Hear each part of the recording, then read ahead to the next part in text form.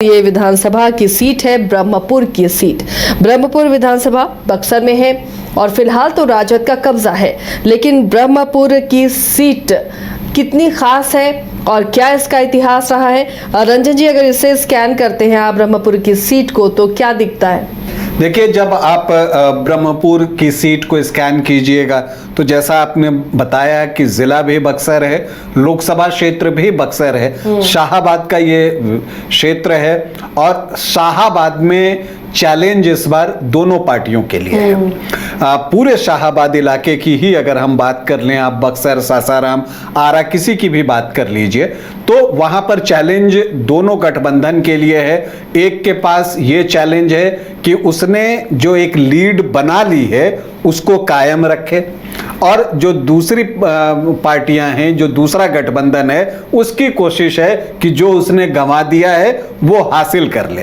तो आरजेडी के सामने चैलेंज है कि उसने शाहाबाद इलाके में जो एक बढ़त बनाई है उसको वो बरकरार रखे। तो दूसरी तरफ एनडीए फोल्डर की कोशिश जो है वो ये है कि जो उसका एक समय मजबूत किला था उसको वो वापस लेकर आए और शाहाबाद इलाके में बेहतर प्रदर्शन करे। जो ब्रह्मपुर की सीट भी है वो भी उससे अलग नहीं है। हालांकि अगर आप ब्रह्मपुर की सीट को देखिए तो 2000 से, साल 2000 से अगर आप देखिए तो ये आरजेडी का एक मजबूत किला बन चुका है, क्योंकि 2000 से जो 6 चुनाव यहां पर हुए हैं उसमें 5 बार आरजेडी को यहां से सफलता मिली है।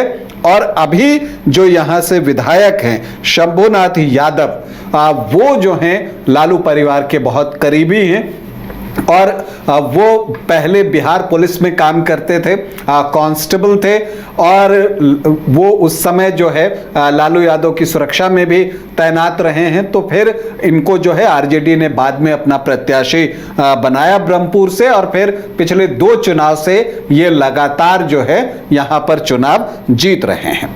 जब आप ब्रह्मपुर की बात करते हैं तो ये बक्सर के पूर्वी सीमा से सटा हुआ है और इसके बाद भोजपुर मतलब कि जो आरा का जिला है उसकी शुरुआत हो जाती है और इसके एक तरफ गंगा बहती है और जिसके उस पार जो है यूपी है। यूपी का बलिया जिला जो है उस तरफ है और यहाँ भगवान शिव का एक बहुत प्रसिद्ध मंदिर है जिसकी की बहुत मान्यता है। अब अगर हम इसके राजनीतिक इतिहास पर बात करें तो ब्रह्मपुर का जो पहला चुनाव हुआ था वो 1952 में हुआ था और तब कांग्रेस के ललन प्रसाद सिंह ने चुनाव जीता था और वो ब्रह्मपुर के पहले विधायक हैं। अब तक ब्रह्मपुर में कुल 17 चुनाव हो चुके हैं जिसमें कांग्रेस और आरजेडी 2 सफल पार्टियां हैं। दोनों को 5-5 बार यहां से सफलता मिली है। बीजेपी भी 2 अवसरों पर यहां जीतने में सफल रही है। तो जनता दल को 1 बार कामयाबी मिली है। जनता पार्टी, लोकतांत्रिक कांग्रेस भी 1-1 बार सफल रही है और निर्दलीय यहां से 2 बार चुनाव जीते हैं। अब अगर आप इसे देखें तो जो 17 चुनाव हुए हैं उसमें 10 व्यक्ति जो हैं वो अब तक विधायक बने हैं, जिसमें अजीत चौधरी ने सर्वाधिक 4 बार यहां से जीत हासिल की है और ऋषिकेश तिवारी को यहां से 3 बार सफलता मिली है। अब जो यहां पर पिछले 3 चुनाव हुए ब्रह्मपुर में उसका हिसाब किताब हम लोग देख लेते हैं, क्या है लेखा जोखा, क्या कुछ वो बता रहा है। तो 2010 में यहां पर आरजेडी से अजीत चौधरी चुनावी मैदान में थे। अजीत चौधरी वो जिन्होंने कि ब्रह्मपुर विधानसभा में सबसे ज्यादा बार जीत हासिल की है। वो 1995 में भी जीते, 2000 में भी जीते और 2005 के फरवरी और अक्टूबर नवंबर में जो 2 चुनाव हुए थे 2005 में, उन दोनों में वो विजयी रहे। तो उनको आरजेडी ने 2010 में इस सीट पर चुनावी मैदान में उतारा और उनके सामने जो है दिलमणि देवी, दिलमणि मिश्रा जो हैं वो चुनावी मैदान में थी। ये जो भाजपा के दिग्गज नेता कह लीजिए और बिहार में जिन्होंने भाजपा को स्थापित किया, कैलाशपति मिश्र की जो है वो बहू हैं, तो वो चुनावी मैदान में उतरी थी। इसके अलावा जेडीएस से ददन यादव थे और बीएसपी से अरविंद सिंह थे। इस क्षेत्र में बीएसपी की भी एक पकड़ है। जब आप शाहाबाद को देखिएगा तो यहां पर बीएसपी का प्रदर्शन बेहतर रहा है, जो कि वजह है कि कई विधानसभा क्षेत्र पर जो उत्तर प्रदेश है उसका एक इम्पैक्ट जो है वो दिखता है। खैर, अजीत चौधरी को, जो कि आरजेडी के उम्मीदवार थे, 2010 में 25,854 वोट आए, मतलब कि 20.53%, और जो दिलमणि मिश्रा थी उनको आए 46,196 वोट, मतलब कि 36.67% वोट। ददन यादव को आए 13,901 वोट, मतलब 11% से ज्यादा वोट, और बीएसपी के अरविंद सिंह को भी 10,000 से ज्यादा वोट आए, 8% उनका भी वोट रहा। तो दिलमणि मिश्रा जो हैं वो यहां से जीतने में कामयाब रही 20,342 वोटों से। तो एक बड़ी जीत जो है उनको यहां पर मिली। फिर आता है 2015 का चुनाव। महागठबंधन बन चुका था, जेडीयू आरजेडी कांग्रेस एक साथ, और ये सीट आरजेडी को ही दी गई, लेकिन आरजेडी ने अपना प्रत्याशी बदल दिया और अजीत चौधरी की जगह उन्होंने शंभुनाथ यादव को लालटेन पकड़ा के ब्रह्मपुर में खड़ा कर दिया। तो अब यहां पर जो है अजीत चौधरी जो है वो बागी बने और वो बीएसपी की तरफ से प्रत्याशी बनकर चुनावी मैदान में उतर गए।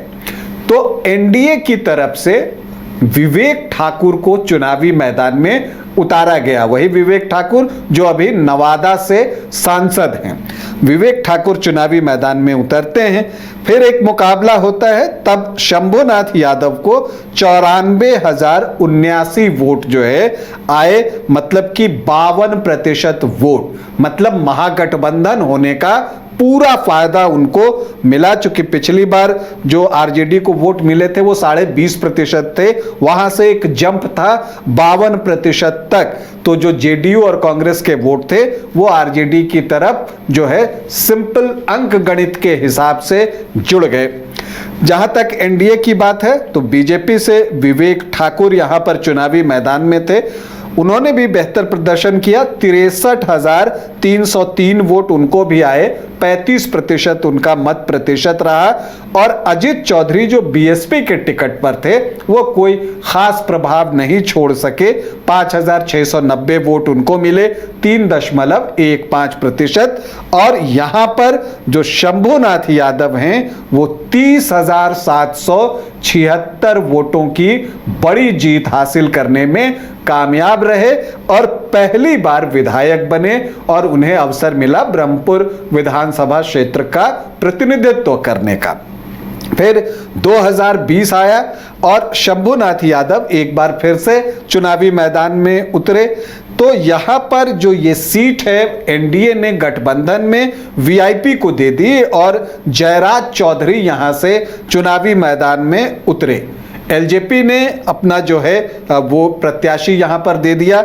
हुलास पांडे जो हैं वो यहां पर चुनावी मैदान में उतरे, आपको सुनील पांडे के भाई हैं, वो यहां पर उतरे। और बीएसपी से जटाधारी पासवान जो है वो चुनावी मैदान में उतरे। अब यहां पर शंभुनाथ यादव को 90,176 वोट आए, मतलब कि 48.6% वोट। तो हुलास पांडे जो एलजेपी प्रत्याशी थे वो दूसरे नंबर पर रहे, उनको 39,035 वोट आए, मतलब 21.1%। और जो एनडीए की तरफ से चुनाव लड़ रही पार्टी थी वीआईपी मुकेश सैनी की पार्टी, उनके जयराज चौधरी को मिले 30,482 वोट, मतलब कि 16.4% वोट। और बीएसपी के जटाधारी पासवान को आए 5,484, मतलब कि 3% वोट। तो जीत मिली शंभुनाथ यादव को और ये जीत पिछली बार से भी बड़ी थी, विशाल थी। 51,141 वोटों से शंभुनाथ यादव यहां से चुनावी मैदान में जो है फतह हासिल करने में सफल रहे। तो जीत उनको मिली एक बार और। तो अब जो है, अब इस बार जो है शंभुनाथ यादव की कोशिश होगी कि वो जीत की हैट्रिक लगाएं। दूसरी तरफ एनडीए की कोशिश है कि वो इस सीट पर जो है वो कब्जा जमाए, वो किसी तरह से यहां की बाजी पलट दे। तो क्या एनडीए ऐसा कर पाएगा, ये एक बड़ा सवाल है। हालांकि शंभुनाथ यादव ने भी चुनाव की तैयारी शुरू कर दी है। वो विभिन्न कार्यक्रमों में जो है वो जा रहे हैं, जनसंपर्क उनका तेज है। और इन सब के अलावा उन्होंने जो है, चूंकि जैसा मैंने आपको कहा कि लालू फैमिली से वो क्लोज भी हैं, तो यहां पर जो है जो चक्की है वहां पर तेजस्वी यादव की एक सभा भी हो चुकी अप्रैल के महीने में इसी साल।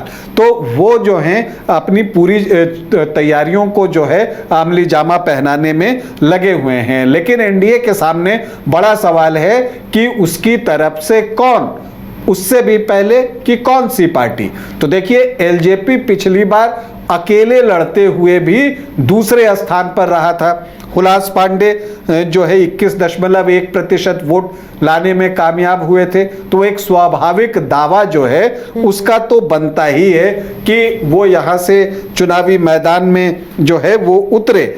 तो अब देखना है कि क्या एलजेपी को ही ये सीट दी जाती है या बीजेपी इस सीट को वापस मांगती है। क्योंकि मुझे नहीं लगता कि ब्रह्मपुर में जो है वो जेडीयू कोई बहुत ज्यादा इच्छा दिखाने जा रहा है कि वो यहां से चुनाव लड़ेगा। यहां एनडीए से आप मानकर चलिए कि या तो चिराग पासवान की पार्टी एलजेपी-आर चुनाव लड़ेगी और या नहीं तो फिर बीजेपी जो है वो चुनाव यहां पर लड़ेगी। देखिए, आरजेडी से तो प्रत्याशी बदलने का मुझे कोई सवाल ही नहीं दिखता। इसके अलावा एलजेपी से अगर होता है तो हुलास पांडे एक मजबूत कैंडिडेट हैं। अब बीजेपी से कई दावेदार हैं, जिसमें कि दिलमणि मिश्रा तो हैं ही, इसके अलावा प्रदीप राय हैं, संतोष राय हैं, एक डॉक्टर हैं सत्य प्रकाश तिवारी, उनकी भी चर्चा जो है बहुत ज्यादा है और वो भी जो है पूरा जोर लगा रहे हैं। लेकिन यहाँ पर यादव वोटर्स जो हैं वो बहुत अच्छी संख्या में हैं, तो फिर भूमिहार भी कम नहीं है। और यही वजह है कि यहां पर आप मानकर चलिए कि यादव वर्सेस भूमिहार हो सकता है चुनाव, जो कैंडिडेट होंगे इस तरह से। और चूंकि सामने शंभुनाथ यादव हैं तो हो सकता है एनडीए से कोई भूमिहार प्रत्याशी ही चुनावी मैदान में उतरे। और इसके अलावा यह भी हो सकता है एक नई स्ट्रैटेजी कि यादव वर्सेस यादव करने की जो है वो कोशिश की जाए, ताकि फिर जो इधर, चूंकि यहां पर जो सामान्य जाति के वोटर्स हैं उनकी संख्या बहुत अच्छी है, तो अगर वो वोट एक्यूमुलेट होकर एनडीए की तरफ आ जाता है, यादव कैंडिडेट से यादव वोट भी मिल अगर जाएगा। वो सेंधमारी हो जाती है तो यहां पर बीजेपी के लिए एक अवसर बन सकता है। लेकिन फिर एक सवाल है कि उसके लिए प्रत्याशी कौन होगा, क्योंकि यहां कैंडिडेट मजबूत चाहिए। अगर कैंडिडेट मजबूत होगा तभी वो मुकाबला जो है कर सकता है। और एक और दिलचस्प बात है कि शंभुनाथ यादव हैं, लालू यादव के करीबी हैं, उनके कई ठिकानों पर जो है पिछले साल जो है वो ईडी की रेड हुई थी। इसके अलावा हुलास पांडे हैं, एलजेपी प्रत्याशी हैं और चिराग पासवान के करीबी हैं, उनके भी कई ठिकानों पर ईडी की छापेमारी हुई थी। तो ये चुनाव बहुत दिलचस्प होने जा रहा है ब्रह्मपुर का। अब अगर हम यहाँ के जातीय समीकरण को समझने की कोशिश करें, हालांकि मैं बिल्कुल साफ कर देता हूं कि ये कोई बिल्कुल परफेक्ट आंकड़ा नहीं होता, ये हम आंकड़ों का विश्लेषण करते हैं सरनेम के आधार पर या अन्य सोर्सेज से जो संख्या मिलती है उसका एक विश्लेषण के आधार पर बताने की कोशिश होती है। तो ये एक अनुमान होता है। तो अगर आप देखिए तो जो एससी वोटर्स हैं वो 11.95% हैं, जो एसटी वोटर्स हैं वो 2.34% हैं। मुस्लिम वोटर्स की संख्या यहां अच्छी नहीं है। और यह भी दिलचस्प है कि एमवाई में वाई तो है, एम का उतना कंट्रीब्यूशन नहीं है, बावजूद इसके ये आरजेडी का गढ़ बना हुआ है। तो यहां पर जो मुस्लिम वोटर्स हैं वो 4.4% हैं। यादव यहां पर 25 से 27% के आसपास हैं। और जहां तक भूमिहार जाति की हम बात कर लें तो उनकी संख्या भी अच्छी है, वो कम से कम 15 से 17% के आसपास तो दिखते हैं, कुछ लोग 18-19 भी कहते हैं। राजपूत वोटर्स की संख्या भी यहां अच्छी है, 7 से 8, 8.5% तक। ब्राह्मण भी यहां पर ठीक ठाक हैं, वो भी 8 से 10% हैं। तो सामान्य जाति का अगर आप आंकड़ा देखिए तो वो 33 से 35-36% का एक चंक बन जाता है। और अगर एक मुश्त होकर सामान्य जाति किसी पार्टी को वोट कर दे तो उसकी स्थिति मजबूत हो सकती है। फिर वैश्य भी यहाँ 4.5 से 5% हैं। इसके अलावा मल्लाह सहित कई अन्य अति पिछड़ी जातियां और पिछड़ी जातियां हैं जो कि चुनाव पर अपना प्रभाव दिखाती हैं। तो देखिए, अगर एनडीए की बात कीजिए तो उसको किससे उम्मीद होगी? वो देखेगा कि सामान्य के जो 33 से 35% वोट हैं वो उसमें बड़ा चंक हासिल कर ले, वैश्य जो 4.5 से 5% हैं वो उसकी तरफ आ जाएं, कोयरी कुर्मी यहाँ 4.5 से 5% के आसपास हैं वो उसकी तरफ आ जाएं, तो उसका जो एक मत प्रतिशत है वो 43 से 45% के आसपास आ जाता है। और इसमें अगर दलित वोटर्स का एक हिस्सा, बड़ा हिस्सा चिराग पासवान और जीतन राम मांझी की वजह से ऐड होता है और वो तो फिर इनका आंकड़ा 50 के आसपास तक पहुंच सकता है, क्योंकि फिर उसमें अन्य अति पिछड़ी जातियां भी जो है वो जुड़ सकती हैं। दूसरी तरफ आरजेडी का पूरा भरोसा एमवाई जो कि 30 से 31% है। वीआईपी के जुड़ने से अगर मुकेश सहनी अपने वोटों को ट्रांसफर करने में कामयाब होते हैं तो वो भी 5 से 6% यहां पर है।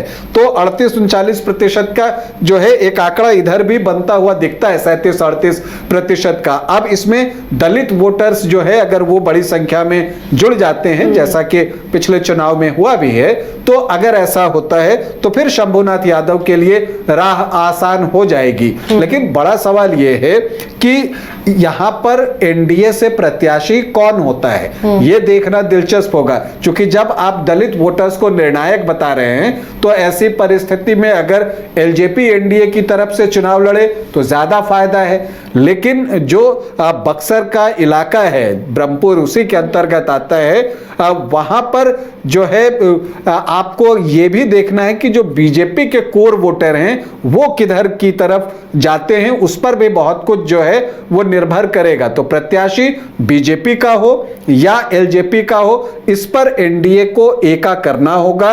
और अगर एका हो जाता है तो ब्रह्मपुर में जो है एक कांटे का मुकाबला होगा, क्योंकि 2 बार से विधायक हैं यहां पर शंभुनाथ यादव, तो एक स्वाभाविक एंटी इनकम्बेंसी जो बनती है शायद वो भी रहेगा यहां पर, तो उससे भी आरजेडी को मुकाबला करना है। लेकिन आरजेडी के अपने समीकरण हैं जो कि लगातार उसको ब्रह्मपुर में जीत दिला रहे हैं। 6 चुनाव में अगर कोई 5 बार जीत रहा है तो ऐसे ही नहीं जीत रहा, इसका मतलब कि दबदबा है, उसके समीकरण फेवर उसे करते हैं। तो एक कांटे का मुकाबला ब्रह्मपुर में भी हम उम्मीद कर रहे हैं अगर आमने सामने की लड़ाई होती है तो चलिए, ब्रह्मपुर में भी बहुत दिलचस्प मुकाबला और आमने सामने की लड़ाई की ही उम्मीद यहाँ पर की जा रही है। लेकिन अब देखना है कि एनडीए की तरफ से सीट किसे मिलती है, कैंडिडेट कौन होता है और वो किस तरह आरजेडी कैंडिडेट को टक्कर देता है, उस पर हमारी भी नजर बनी रहेगी।